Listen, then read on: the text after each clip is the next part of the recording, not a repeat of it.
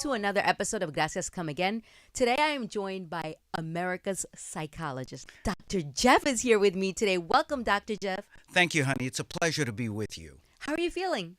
I feel really good. I'm in the city today. I love the city. The snow is melting, though we may get some more. I get to see all the dog poop on the street. It feels like home.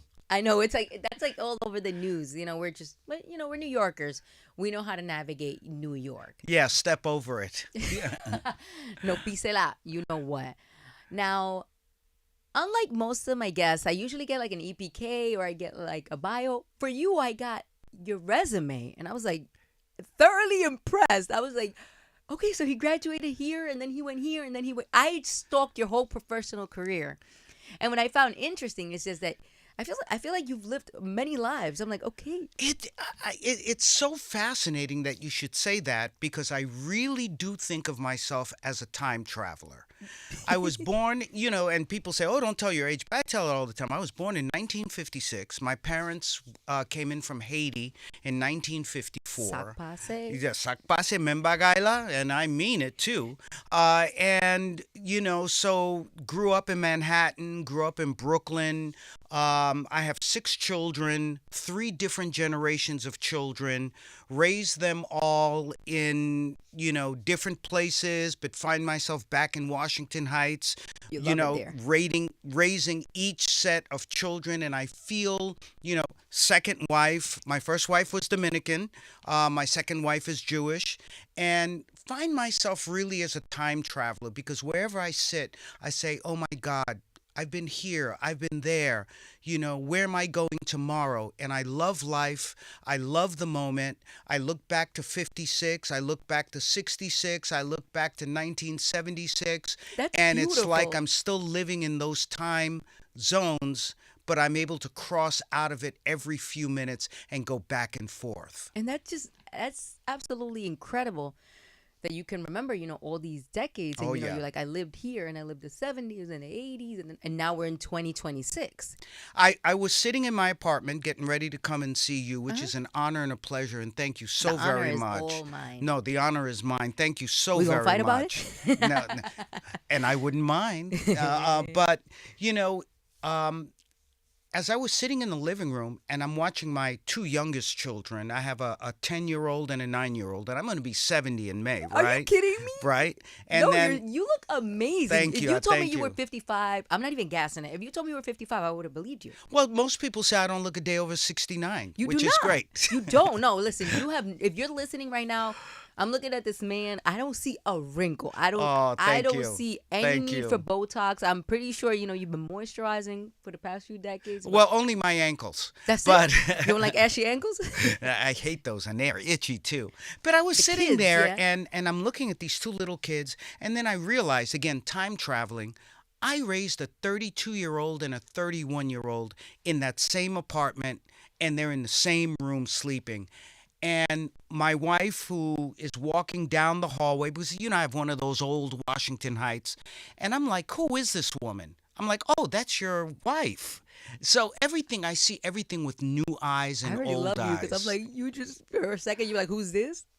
The new wife. Yeah. I love that. Your kids are little. Like, how are you How are you navigating like your fatherhood all over again? It's like, did you feel like you were done and then you were like, I'm gonna do it all over again? Well, what happened was I had the 32-year-old, the 31-year-old, Mm-hmm. the 23-year-old, and the 22-year-old with my first wife. And the marriage we were together for 20 years, but one day we sat at the table at Riverside Drive and she said, don't you want to be happy? I said, you want a divorce, don't you? She said, yes. You knew? I knew, and we weren't But then happy. again, you're a And we psychologist. weren't happy. And Yeah. you know that the saying is really real as a psychologist. Don't hate the player, hate the game. So I had nothing against her wanting to move on. I mean, it hurt me. I almost had a nervous breakdown. But, the bottom line was, at the end of the day, it was moving on with my life. And then I was in a great relationship with someone else. God bless her. While you were married? After I was married, okay. I was always faithful Because in I was my... gonna be like, Dr. Jeff, what was going on? No, I was always faithful in my That's relationships. beautiful. I, as a psychologist, I have to answer to a higher authority. I can't give people advice on being in a good marriage and then be out there screwing around. That's So it correct. was about doing the right thing. But, eventually the woman I married was someone that I worked with. We were friends for 4 or 5 years. I was hooking her up on J dates and all this kind of You were stuff. playing Cupid I was for your playing future Cupid wife? for her. And then one day she said, meet me at this French restaurant in Harlem. I said, okay. And she said, listen, I think we should just stay together forever. No Oh, dating, no nothing. Went from friendship she right already knew into you, right? marriage. I guess she was, I didn't, honey, I didn't land on Plymouth Rock. It landed on me. You know what I'm saying? So I just went along with it, and I've been happy. God bless. And That's so it brought the two little children. what do you have, boy, girl? But girl, boy, boy, girl, boy. Okay, look at that. You have your team together. Yeah, yeah, and I love it. I love it. It's beautiful, family, especially with you, being family, in a relationship expert. Like, who better to navigate fatherhood and family than someone who's trained in it? Because some of us aren't, and we don't know how to navigate through it. And I know that's part of your mission, bringing people to assist others Hmm. around the issues of relationships. And I think that's such great work that you do because at the end of the day, if you don't have a healthy relationship, what do you really have? Because we're in a world right now that's lost its mind. The world is on fire. We don't know what's happening from one day to the next. Some of us are being erased from history. Others, are being persecuted for their sexuality. It's just, we're rudderless at this point, and I just think it's really important that we find our anchor in our relationships and our families. We may not be able to change the world. Of course, we have to get out there and try, but at least we can try to be in control of our personal lives and our relationships. And those are the things that nourish us. We start right in our home, our Exactly. spouses, our parents, because, at the end of the day, our parents end up becoming our kids. That's So, right. That's right. And I say that to my kids all the time. I'm your parent today and I'm taking good care of you. And I expect you, after you finish law school and medical school and all of that, to take care of me because I've given you everything. So, we each one got to take care of the other one. and that's where a lot of us are at right now. It's just like our parents are now becoming our Yeah. responsibility. And Yeah. it's hard because it's just like my mom, she's going through some medical difficulties, and I was I'm helping her. sorry. And thank you. And I was helping her shower, and I was like, I'm helping shower the woman who showered me. I'm like, Yeah. how am I Yeah. doing this? The role reversal just felt so weird, like in that Yeah. moment. And I was just Yeah. like, how do I move forward? Like, Well, that's time traveling, isn't it? it really And is. and the other part of it is you're a good daughter because I can tell you and I work with so many families, there are children who will not help their parents in that way, who cannot be close to their parents. So for you to do that is something that will bless you for the rest of your life. Amen. I will. She lives in Florida, and it's like instead of taking a vacation, I was like, you know what? I'll just go spend the week with mom. Yeah. Help Yeah. her, make her feel good, rub her feet, give her massages. You know what I'm saying? If you're listening to this, and you have a parent and they're going through it, they might not show it, but they want it. They need it. And too often, and I've seen this with my patients, especially as they're getting older, um, the kids, the adult children try to get them services, social work services, try to get someone to come in and help. And these parents fight it like crazy. Oh, no, I want to be independent. No, no, no, no, I don't need any help. But you have to talk with your parents because you, as a caregiver, honey, Mhm. other caregivers out there, they fall into depression, that kind of pressure to be there for their parents, but to be there for their own children, for their own lives, for their relationships and the spouses is a lot. So, to the parents who are out there, to the parents who are my age going into their 70s and so Mhm. on, accept the help when you get it because your children can't do it all by themselves. That's a fact, man. And it's beautiful that you mention, caretakers, because that's one of the things that I focus on a lot. I myself I'm a stroke survivor, and my husband, he had to help me for years. Yeah. You know what I'm saying? Whether it was with food, with bathing, with going to physical therapy, and I saw, the strain it put on him, and even though he, as a man, he tried not to show it, I'm like, this man is stressed. This man is depleted. Like, and nobody was really applauding. Nobody was really pushing. Nobody was really helping. It was just, it's a selfless, task and job that our families put forth. And any chance I get, either I want to honor a caretaker or thank a caretaker because it's a difficult job. Well, you certainly are giving back, and certainly kudos to your husband who stayed by your side. Again, I can tell you there are a lot of people who don't do that. They don't have the character or the strength to do that. But I would say to you as a stroke survivor, and I observe everything as a psychologist, Yeah. that congratulations to you because you look absolutely fine coming back from that stroke. But I'm Thank sure you. it was a lot of rehab and a lot of work and a lot Years. of courage. It was the hardest thing I've ever had to Yeah. do. But that spiritual resilience and that determination to just not give up, it didn't let me give up. I was like, you know what? I still got more life to live. I'm still young and we're still going to push through. And, that's something that I preach to a lot of people around me because I'm like, yo, they're like, nah, because I'm going through this. I'm like, you got this. You're going to make it through. Just, push forward. That's right.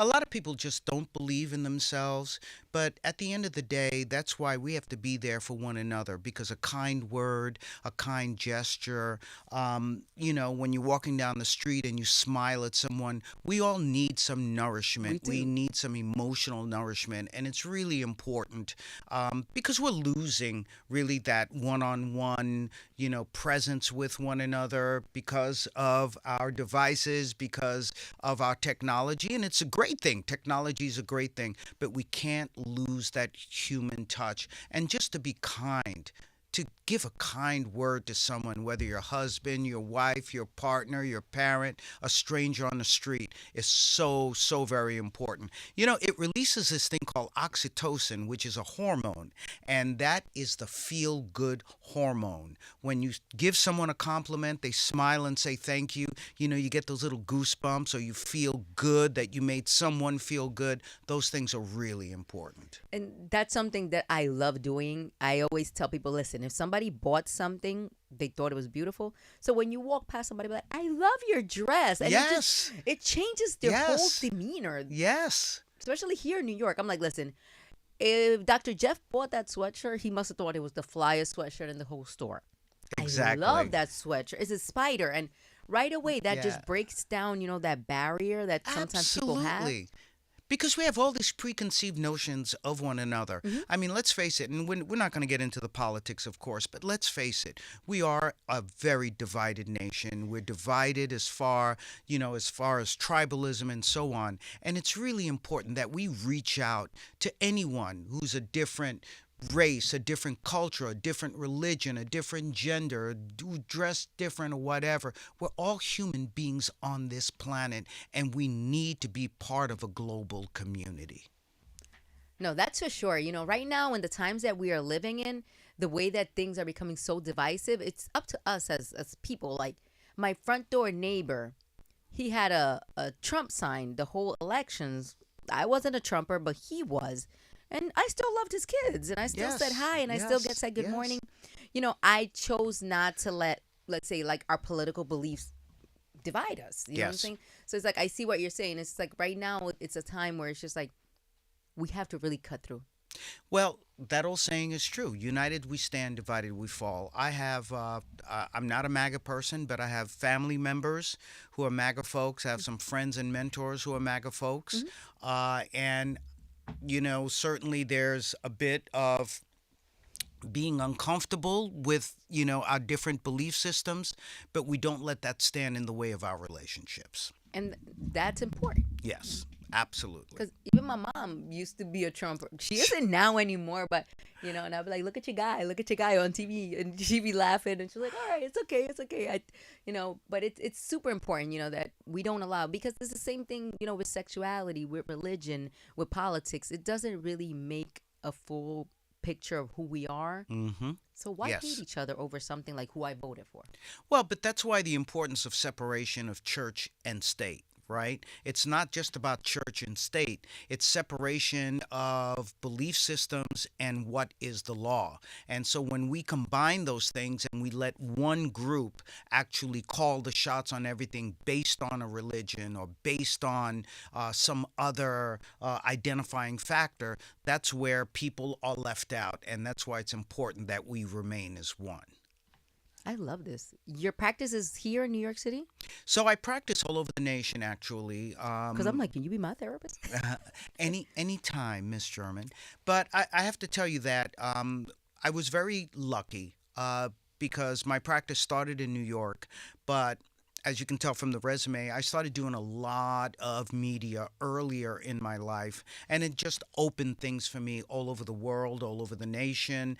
And now we have something in psychology called PsyPact.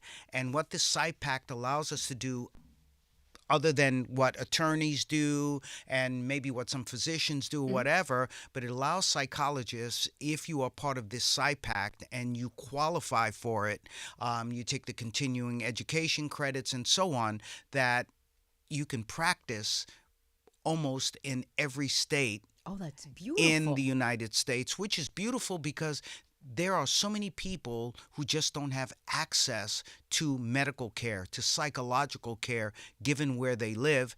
And we certainly don't have enough psychologists, social workers, and so on. And we certainly don't have enough black psychologists. So, being of that rare breed and being able to reach out to people all over the nation is certainly a gift to be able to help people. That is beautiful. Because I know with attorneys, it's like my attorney friends and people I know, they're like, they take the bar, New York, New Jersey, Connecticut, and Right. then they're stuck here forever. That's Who right. wants to That's take the right. bar again and again and again and That's again? right. And after a while, they stop. They don't want to do it anymore. It's such Mhm. a arduous process, of course. Can we talk media? Because that's where I came Yes. to see you, and that's how I've known you for so many years. How did you end up on television? Like who was the liaison that was like, I know the perfect person to be on, let's say, Real Housewives or on Love and Hip Hop? That's really it's really a very well. I don't know if it's that interesting of a story, but it's interesting to me how when doors open, it's important that you walk through. When opportunities open, don't be afraid. Just say, okay, let me give it a try. A good friend of mine, a psychologist from many years ago, had a radio show called The Mind's Eye. And he asked me, Dr. Craig Polite, he said, listen, I can't make this TV show called People Are Talking. It was one of the first talk shows where people would come in, they'd sit down in the chair, and they would put whoopee cushions, under, that sort of thing. It was crazy stuff. It was the precursor to Maury and all of that. And he said, "Can you fill in for me?" So I did the one show, and from that point, and that was back in 19 maybe 81, 85, and from that point it just never stopped. From that one show, it just went on to Maury and Sally Jesse Raphael and Ricky The Lake OGs and of talk the shows. OGs of talk show, and of course the great Montel Williams, and on and on and on. And it just opened a lot of doors to doing news shows, being a talking head, providing expertise as a psychologist, talking about mental health issues back even before Dr. Phil was on the scene, and so on. And it was something that I really, really loved, and I enjoyed being able to talk to the masses about the importance of not mental illness, but mental health. The importance of working on your mental health and making sure that you exercise your mental health each and every day. And it was beautiful because the way you came across, it was never condescending. It was always helpful. And even for us, the viewers, whoever saw you on TV, no matter if it was a news show or if it was The View or if it was Love and Hip Hop, wherever we saw you, it felt like we could take from what other people were learning. Absolutely. Mona Scott Young, who's doing, the impresario, impresaria, if we will, who's done all of the Love and Hip Hop and has done a million other things Hmm. and is doing amazing things, films and so on. Fellow Haitian of mine, and we're both part of the Haitian Roundtable, which is an organization that is part of the Haitian diaspora in New York. Was just very, very kind to me. She put me on her reality shows, and then of course I was able to get on to Housewives of Atlanta after that, and Housewives of Potomac, and on and on and on. And so back, and the funny thing, honey, was when I was doing those shows, I remember other psychologists saying to me, harumph, harumph, how can you do those shows? You're cheapening our profession. How dare you? How can you take this to its lowest common denominator? Now people go out and get agents and try to get those gigs, right? You were a pioneer in the game. You were I like, was a pioneer in the game, yeah, and for a long time. But now it's a different time. I've passed the baton on to others. I try to get younger psychologists on. This is your time now. You all are the leaders. But every once in a while, I come out of retirement and I'll do something like this because I Brother Ahmed appreciate you asked so me to much. do that. But pretty much I've just moved on into the blue horizon. But every once in a while, I'll do a new show. I'll do something if I feel that it's something where I can give some good information. I love you so much for being here today. And one of the reasons why I wanted you here is, I feel like we're going through so much, as Latinos. Like the way that we're being targeted right now, it's affecting so many of us. And, it's to the point that it's just even us born here feel threatened. We don't feel safe, Dr. Jeff. I have my passport card with me everywhere. Gloria Estefan has her passport in her bag. Like, what's happening right now? This shit is not normal. We're not well. It's an abomination, really, and it's a betrayal of a people who supported, certain people under the promises that their lives would be better, and it was a complete betrayal. Let's just be honest about it. Even though I am not Latino, I am Haitian, You're Caribbean. but I am Caribbean, You're an and I ally. have children, 4 children, who are Latino. So Latinos are part of my family. They're part of my history. We share an island together, of course, Dominicans and Haitians. So I certainly feel that same pain, and we know what has happened to Haitians too, along with Latinos. These horrible things being said about us, that we eat cats and dogs, The that persecution, we've come this. in to, take welfare, whatever. And we know that Latino people, we know Dominican, Puerto Rican people, South American people, Haitian people are the engine of the commerce of this country. We are. And we do the jobs many times that other people won't do. We are the leaders in industry, as you know. And so to Latinos, to Caribbean people, to Haitian people, I say stay strong. We are in a very dark time, but we must persevere. We've always persevered, and we will persevere. Amen.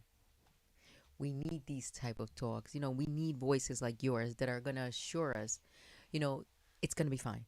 But it's important to talk about it. Yeah. As you talked about it and you were tearing up, what I see is, first of all, I am so very sorry that my brothers and sisters are going through this, that my Latino brothers and sisters are going through this, as Haitians are going through it, and Hmm. other people going through it, Asian people, and so on.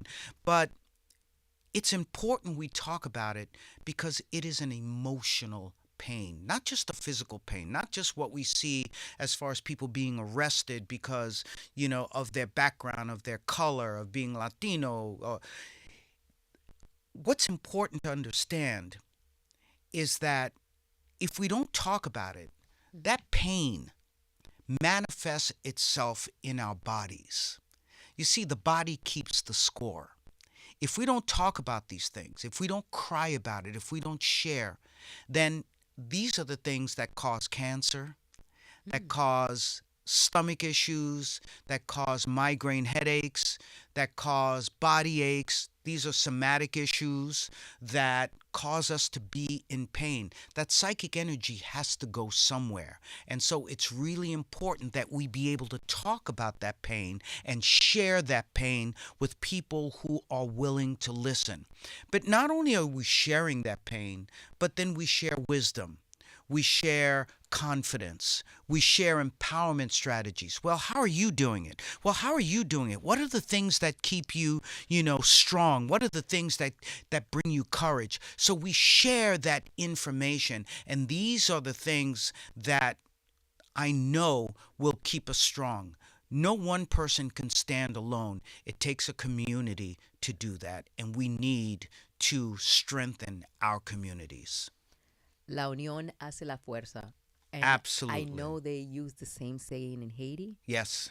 And L'union, c'est la force. there you go. Yes. And it I'm is. sorry, Haitians, that I messed this up. My first language was not Haitian Creole. What My was it? first language was Spanish. Español. Yes, but I don't speak Spanish at all anymore. One of my daughters speaks Spanish. So when my parents came here Mhm. to the United States in 1955, they gave birth to my sister and I. Here. Here, Okay. we lived in 103rd and Broadway, and then my parents, who were working, um, I was being taken care of by a Puerto Rican woman whose name was Librada. Librada. And the place that they had me there for 2 years, 2 or 3 years, so I would learn, I learned Spanish. It was my first language. So my father spoke Spanish, German, French, many, many different languages. And so when my mother would pick me up, I would be crying and I would say, agua, agua, mommy. And I'd be saying some other asking. And she'd look at my father and say, well, what is he saying? Translate He's with like, the he's baby. asking you for water. But the funny thing, honey, is in my first marriage, they're taking pictures on the stairs of the building, in the interior of the building where I lived at the time and with my first wife. And I realized at the age of 32 on my wedding day, that was the same building that I was raised as a baby by Librada. And it's the same building. I still keep my apartment that I have given birth to my other 6 children. Talk about freaky. Oh nah, you gotta buy this building. I wish I could. But isn't that amazing? That is amazing, and it's just like such important moments. You as a child, your formative, first 2 years, and then a wedding, and then all your children And then a second wedding, you know, in that building. in that building. In that How? building. Well, my second wedding was actually at the Malcolm X Dr. Betty Shabazz Center. I thought it was important. Pretty amazing. I'd been with my partner for about 11 years, and we decided to get married after 2 children. And as I said, she is Jewish. But I felt in this dark time that we were in, it was important to make a statement. So we actually had a rabbi marry us at the Dr. Malcolm X Betty Shabazz Center on Broadway and 168th because I wanted to have Jewish people, Muslim people, black folks, white folks, Southerners, all sorts of people in that one space to honor Dr. Malcolm X and Dr. Betty Shabazz.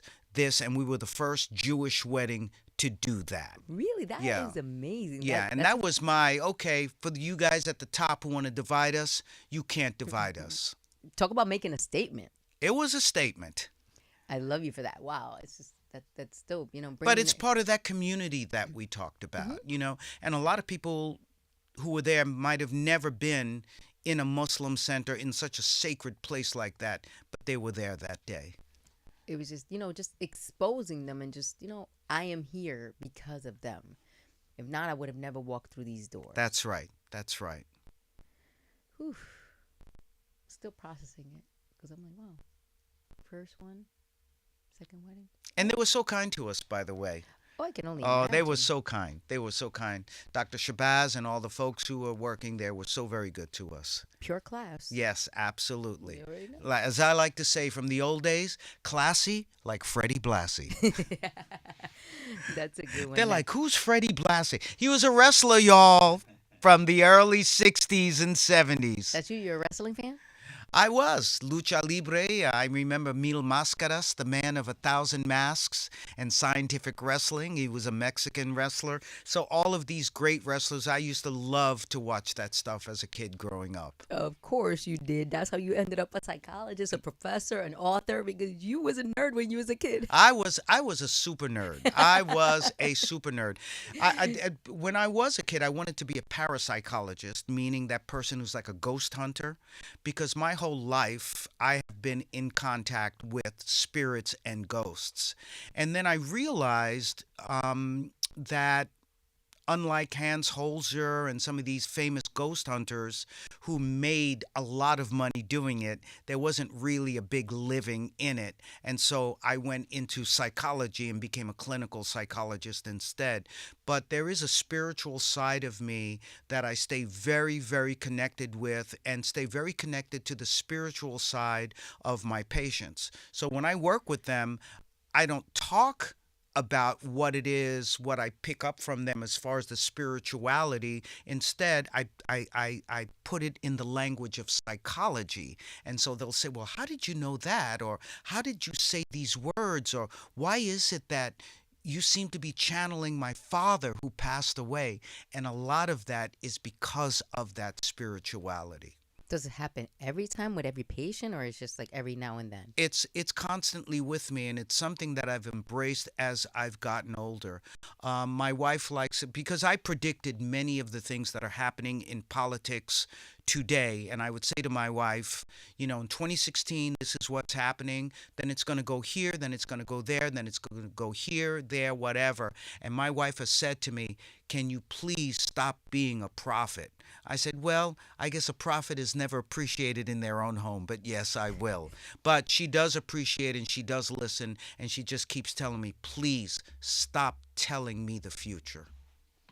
No, I want you to tell me the future. I'm Uh, like, come on, Doctor. Just the future is that you are going to continue in your greatness and in your career, and you influence so many people that you're not even aware of. I know that you have a message, but I also know that you are a shining example of the pride of who you are, and you've never let go of that. You will always hold on to that, but you inspire many other people, and it's important that you keep doing that because you are needed now more than ever. You are a symbol for what you do, and I know you lose sight of that sometimes from the day to day stuff, but the fact that you're sitting here and that you are doing that is a statement just by itself, and a very strong statement that will sustain many others who come behind you.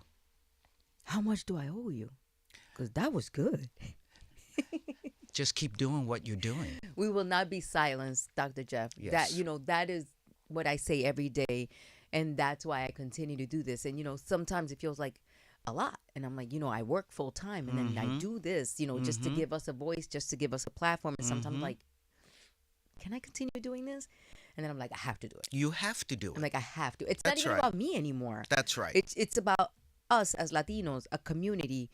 Every project that comes out that people are not supporting because they don't even know exists, they're gonna come here. We're gonna talk about it. We're gonna talk about That's a right. movie. We're gonna talk about your tour. Now it's no longer about me anymore. Now this belongs to the public and to our creatives.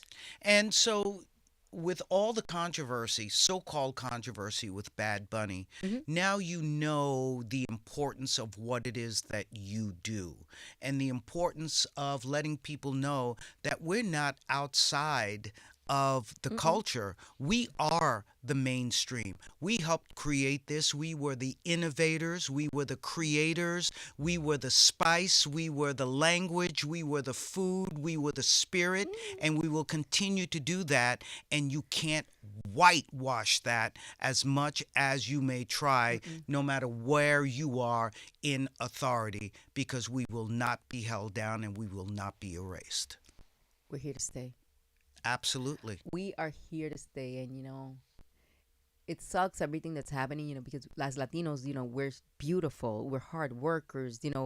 We're part of the fabric of this country. So we're pretty much the threads that holds this country together. And to be, the way that we're looked at and the way that we're targeted, it just feels, just unfair. But you have to ask yourself, right? Why do we see this happen time and time again in history? Whether it's going after black people, whether it's going after Jewish people, whether it's going after Asian people, whether it's going after, any particular group, gay people, and so Yeah. on. I think a lot of that is a jealousy at people who have struggled their whole lives and still are able to not only maintain but to surpass, to Mm. be strong, to keep a fire going. And so when people see that, instead of embracing it and saying, yes, let's do this together, they become afraid. They become afraid of being replaced, the great replacement theory, which is, you know, that's all about hate, because there are a lot of people, we have a lot of white brothers and sisters who don't feel that way, who combine with us, who intermarry with us, who want to be part of us. But there are those people who are afraid of something that is dying, but they're causing it to die because people become so off put by it. This insistence that it's only about one culture, and if you don't fit in, then you will be taken away. And I think that more than anything else, that reveals nothing more than fear and vulnerability. So I would say to everyone out there, don't buy it. Don't be part of it. We are a multicultural society. We wouldn't be here today as people of the earth if it wasn't because of diversity. When you look at evolution, evolution comes from diversity. That's how we progress into the future, bringing in new strains, new genealogy, new influences, new cultures. Those are the things that make us strong. When you stay with just one thing, this conservative idea, eventually it ends up dying. Conservative means staying in place. If you stay in place, you can never move forward. Hmm. I wish you could drop that mic that you got right there, because that statement right there. I'm so happy we're here today and we're having this conversation, because sometimes I want to have conversations like this, but I don't want to be irresponsible with the guests I have the conversations with, because I aim for this to be something that is helpful. Yes, And yes. the fact that you're so knowledgeable, so respected, and just so trained, it's just like this is the perfect moment. Well, as we're doing today, Hmm. right, we are sharing in a conversation that is respectful to everyone. Yeah, no, for sure. We're telling the truth, but you can tell the truth and be respectful in doing that. And that is what's missing in the world today. That is what's missing in the politics. This whole idea of that you can impose your will on other people, deny people their rights, and so on. Really, what America has always been about is diversity of ideas, being respectful to one another, free speech, and so on. But saying that, I always try to be respectful of wherever I am, because certainly you don't want to bring heat down on your parent corporation Oh that no, makes it something like this that we can get the word out and so on. So you do have to find the right balance. But as long as you speak the truth and you speak it respectfully, I think that you're always in safe harbors. and that's true. Granted, I work for a big corporation, so I represent them, and I'm very mindful of everything on social media, Yes, on the mic, on absolutely. platforms, because I don't want to ever expose them or make them look bad. But like you said, we're speaking the truth, and you can't negate the truth. And sometimes people are like, "Oh, but you spoke about this." I'm like, I did not lie. Mm-hmm. I That's was right. not negative. I did not. I was not biased. I was not racist. I was not condescending. It's just, we're just speaking facts. And truth. Hmm. And I do that in my classrooms. I say to them, I know that we all have different political opinions, and that's absolutely fine. But in this classroom, we talk about truth and we talk about science. I believe in science and I believe in individuality. I do teach medical students behavioral medicine, and I work with psychology students as far as they're getting their doctorates and so on. So I think it's really important that they understand what's really happening in the world, because they really do have to not only just work with their patients and heal their patients, but we also have to heal the world, because that's where we are right now. That's a big responsibility right there. You know, you talk about students, and you talk about teaching. That brings me to social media Yes. and the way that and it's not even young people. I feel like it's everyone. How it's making us question our self-worth. Yes. Yes. It's toxic. It's bad, and it's everywhere. It's just like, but I saw this person and they have this house, and I saw this person, they have this car, and I saw this girl and she has this body. Like, how can we, I don't want to say combat, but kind of like exist with social media and not lose ourselves and lose our minds? I'm so glad you said it, because you absolutely said it the right way. How do we exist with it? How do we use it as a force for good? Because Hmm. we know there are a lot of people who may do TikToks and do Instagram and so on, and they're giving some really good advice. They're sharing some good things. Yeah. It can be a community that can help people as far as getting support for whatever their issues may be, to not be isolated. But too often, what we do see with social media is exactly what you said. This idea of giving a false narrative, Hmm. of talking about, how great someone is and how to make $1 million and how to be an influencer and do this, that, or whatever, where people really don't have the qualifications for that, Hmm. and not giving very good advice. And, for youngsters, we're living in a very, our youngsters are living in a very, very difficult environment. It's a Right. very anxious generation. We see anxiety is through the roof with young people. We see depression is an issue. PTSD is an issue for youngsters, for very young kids, for tweens, for teenagers, and so on.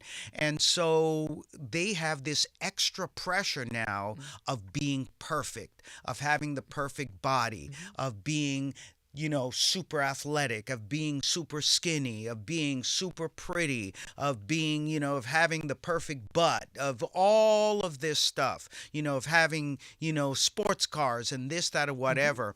And so when you have youngsters who buy into that, as many people tend to do, they're just never good enough. And if you're never good enough, that increases your anxiety, it increases your depression. We see, suicide rates are increasing, from trolling and feeling that they just can't keep up with everyone else, and they're judging themselves, and self-esteem issues and body image issues and dysmorphia and all of these other things. So it really is an issue. So how do we deal with that? Well, first of all, it's not, and we have to try not to overuse it.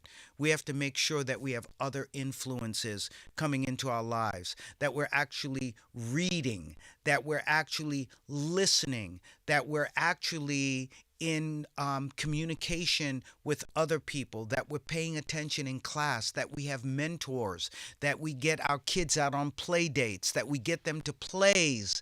I just talking about plays, one of the best things that you can do with your children, get them out to plays. We're going to go see Michael Jackson tomorrow, the MJ MJ the play, musical, yeah. and we just saw Buena Vista Social Club, the play, Did you get last week. emotional? I cried. I loved it. I loved The it. music just It touched me in a different way. the music and the message of light skin, dark skin, you know, Colorism. colorism, amongst Latinos, amongst others. I mean, it's a real thing in every society. It is. But the music and the message about, well, you're not one of them. We're all one of them, right? But getting them out to those sorts of experiences, I think, are very, very important. As we know, Mark Zuckerberg has been testifying with regard to what's going on with social media and the algorithms and whether it's getting our kids addicted and that sort of thing. And that's a really big controversy right now. What we do know is that there is a correlation, not necessarily causation, but what we tend to see is a correlation, two things happening at one time, where we see kids are getting depressed, but they also may be on social media. We can't say social media is causing it, but we know that there may be certainly some contribution to it. And so one of the things we really need to be careful of is making sure that we limit the time that our children are on social media, on their devices, especially since their brains are growing. They don't finish growing until they're 23, 24, getting the right neuronal connections in their brains. Those things increase with knowledge, not necessarily through the repetition of watching these 30-second videos, 5-second videos, and so on. That's giving these constant neurotransmitter dopamine hits. Ooh, that was good. Do that again. Ooh, give me another one. Ooh, give me another one. Give me another one. And what we see is our kids have no focus, right? They're not able to do one task for any period of time because they're used to quick hits of gratification. And when you're getting those quick hits of gratification, that can lead to more addictive types of behaviors. And if you don't believe me, pull a tablet away from your child who's been on it for 4 hours and hear them scream. Screaming. I was just going to say, I could hear the screaming right now. Yeah, yeah.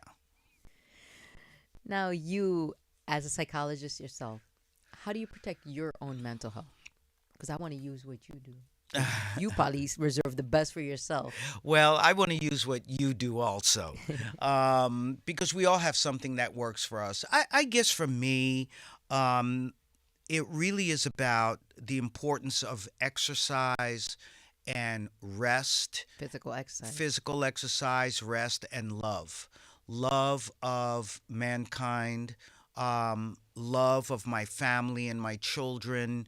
My wife is my best friend. I have one or two other very good, excellent male friends that I talk to every day. It's about getting the proper amount of sleep.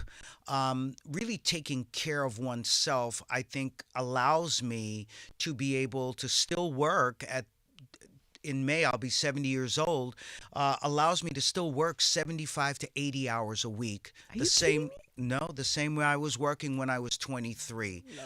So it's training your body, training your mind, and of course, more than anything now in my life, as I'm in the last quarter, as they say, of the game, is my love and belief in God, Amen. and the importance of being honest and charity in life and being good to other people and even loving your enemy. I think when you have that peace in your life, it allows you to age well. It allows you to have a longer health span versus lifespan.